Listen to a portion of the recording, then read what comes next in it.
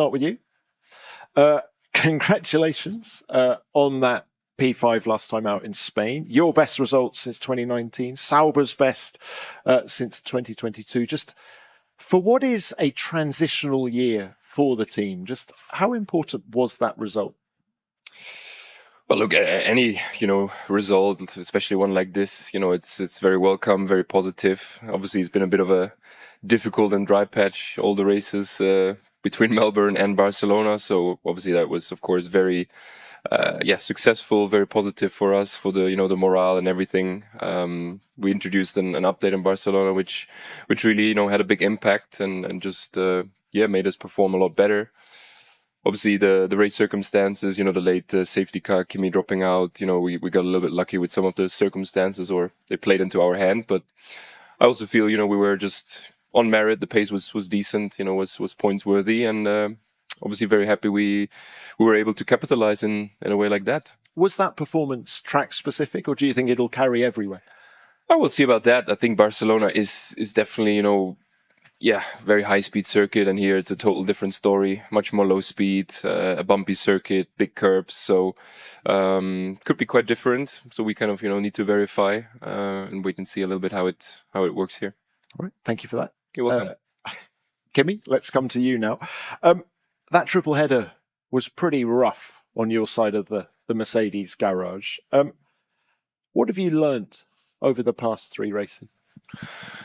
Well, I mean, it's been quite a tough triple header on my side, and especially because performance-wise, I think on my side I didn't do that well, and then we had also a couple of issues.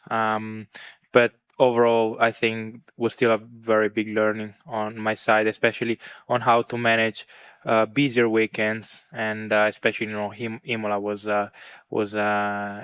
incredible in terms of business, and also first time in front of the home crowd, and definitely didn't manage things the best way. But overall, it's been quite tough, not the way I wanted.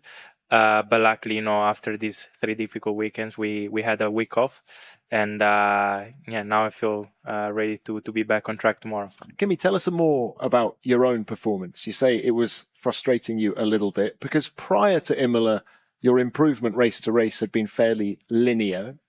What was holding you back at those 3 races? I think first of all the new C6, Imola and Monaco. I've been struggling to find the consistency in the tire, just to find consistent performance of the tire. I mean, the C60 seems to be a super picky tire, and it's really difficult to put in the right window already from the outlap, and that's what I've been struggling. I mean, in Imola I was having such a swing of performances between session. I mean, in FP3 in Imola, I remember we were up there, and then in qualifying I lost from all of a sudden 5-6 tenths on compared to P3. So, I've been really struggling to understand the tire and to put in the right window, and that took some confidence away. And that's why I feel in Barcelona it was nice to kind of get back into the rhythm, but at the same time I feel like, especially at the start of the session, it took me too long to get into the rhythm. But that was also because I had a really 2 difficult qualifyings in the previous 2 events. So definitely I think that was the main issue. And with the C6 being back here in Montreal, do you feel you're going to be on top of it now?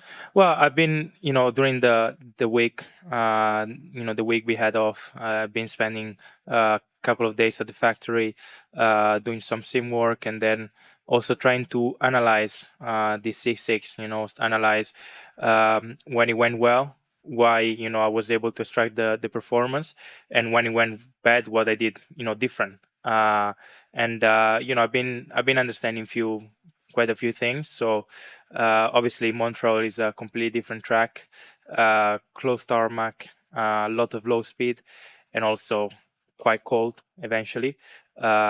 So I've been trying to really work on in order to have a better idea.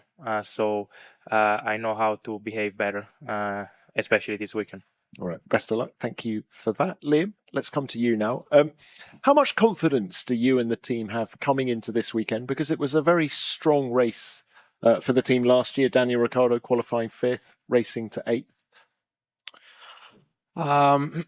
It's definitely it's good to know that obviously the car was fast here last year, but at the same time, it's quite often now that we look at last year's results, and to be honest, they don't repeat themselves a lot of the time. So tracks that maybe we haven't been strong at, we've actually been strong at this year, and vice versa. So I think we just have to take it like any weekends. For me personally, it's a track that I'm very excited for. It's an iconic place. It looks like a fun track, and it's something that's. I actually spoke to Daniel last week about this track, and he loved it.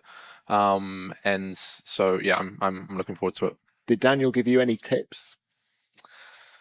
Use lots of curb.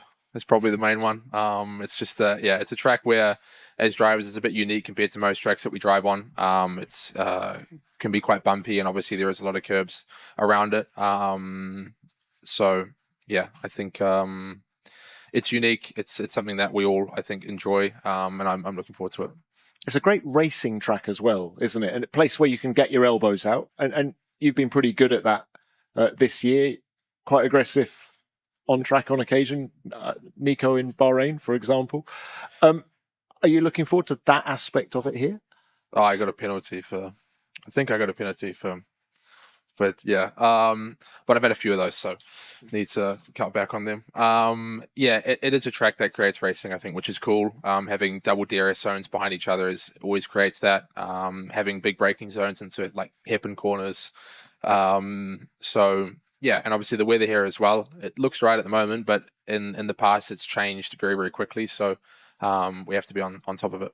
All right, good luck with that. Let's now open this to the floor. We'll start with the broadcasters. David. David Croft, Sky Sports F1. Question to all three, although one of you wouldn't qualify anyway. But I'd like your opinion, Nico, nonetheless. If you can't vote for yourself as Rookie of the Year so far, who would you vote for as Rookie of the Year? That's why, Nico, you wouldn't qualify. But I'd like your opinion. Well, who would you say is Rookie of the Year so far, if it's not you? Well, I think Ajar has been quite impressive. It's. I think also his qualifying form has been quite strong, and so I will go for him because he's definitely been up there, and he's been doing good, and so definitely will go for him. Liam? Honestly, I have to agree. Honestly, and obviously I'm the guy that gets to go up against him and see all of it. So he's done a really, really good job this year, and especially in qualifying, his form in the last. Especially over the last couple of triple headers, has been very, very strong. So he's been doing a really good job.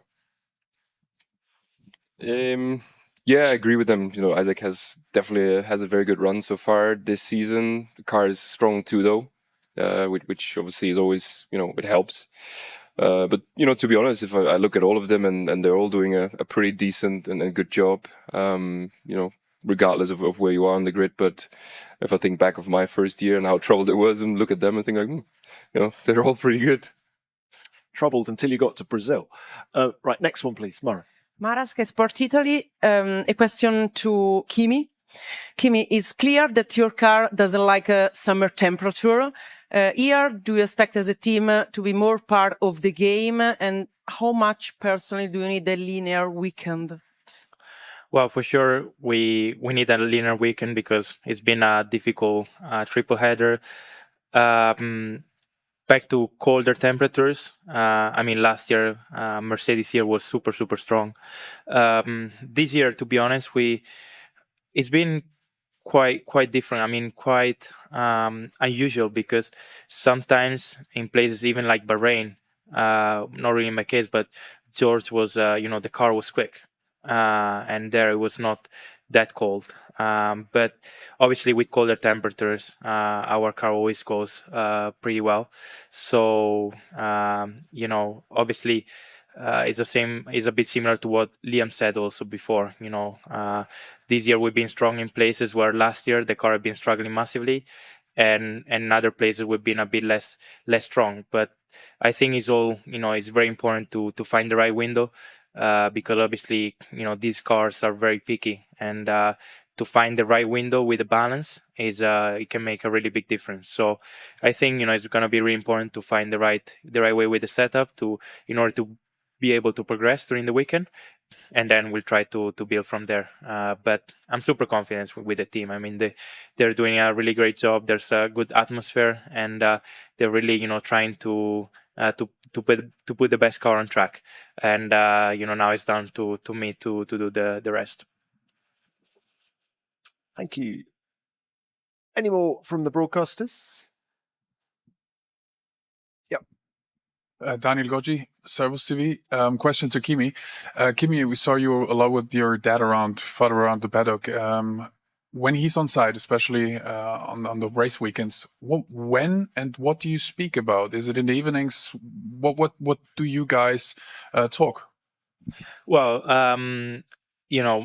my dad is a great rock. It's a big rock for me. I mean, he's been there. He's been teaching me everything since I was very little, since karting. And I feel it's very important to have someone like him at the track, especially in my first season in F1, because it's a completely new world, super intense and difficult as well. And I faced 3 really difficult weekends, and I have to be honest, on the mental side, it's not been easy, because here is like being in a water full of shark, and if you don't perform, you get eaten by the sharks. So it's really important to be on top of it, and I think having him helps to stay sharp, to stay focused. And I mean, we talk about anything, to be honest. We talk about, we watch onboards together, and then we rewatch replays from previous year, and we try to analyze stuff in order to have a better idea and try to improve for the next session. Yeah, we are at the end of the second part of the pre-race press conference of the Canadian Grand Prix with the Kimi Antonelli, Nico Hulkenberg, and Liam Lawson. I want to say one more time to Nico Hulkenberg with his performance that we have watched last week at the at the Barcelona, at the Spanish Grand Prix. Like, he had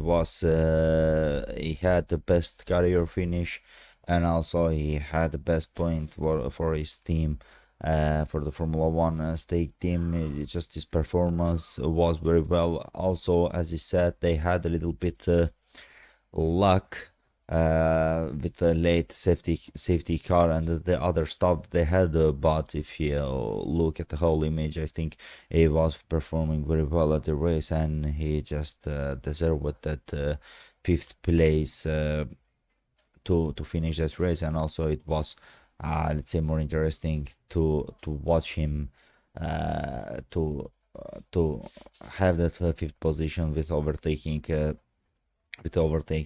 Lewis Hamilton. And if he came to the Kimi Antonelli, I think he was like telling to everyone where was the problem, why he didn't like that C6 tire, and where actually was his struggle on the triple header that we had passed that triple header. I think like he had a problem with his car, he had a problem with his tires, but I think he has the potential to solve those kind of problems with his tires and the other stuff. And I hope he will be, let's say, a much more better driver. And if you have watched the whole press conference, there was a question about who was the rookie of the year until now. I think definitely that is a Kimi Antonelli with his performance that we are watching a couple of races on this season. And for the Liam Lawson, let's hope to see him to have a good point and to help Isaac Hadjar on his fight for his team, because he's struggling let's say a lot, and he he just can't improve that performance that everyone was waiting from the Liam Lawson. But as I said one more time, I hope him to see that performance that his team is expecting from him. And just I will finish with my comments on here. Just don't forget to comment about that second part of the press conference of the journalist questions, and of course don't forget to like the video, comment it, and subscribe to the channel.